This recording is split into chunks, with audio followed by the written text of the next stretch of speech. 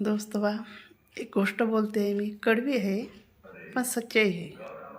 ज्या वक्ती आईराव वडीलराव बिमार पडतात त्यावेळेस जास्त काळजी घेत नाही, कोणी नातेवाईक येऊ शकत नाही. त्यावेळेस त्यावेळेस म्हणजे काय खाते, काय पाहिजे तिला, काय नाही, तेव्हा कोणी काळजी नाही करत. पण मेल्याच्या नंतर सर्व जमा होतात. ड्युटीवर असं तरी ते ड्युटी पाडतात, स्पेशल गाडी करून येतात मेल्याच्या नंतर. का बरं तसं? दुसरी गोष्ट, ज्या वक्ती मरते ह्या वक्ती तिलाच सामोर करतात आणि बाकीचे मागं राहतात. काहून तसं? लग्न राहिलं तर नवरदेव मागे राहते, नाचणेवाले सामोर राहतात.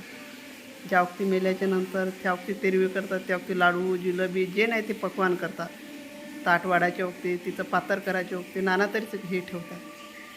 जिवंतपणी काहून नाही खाऊ घालत?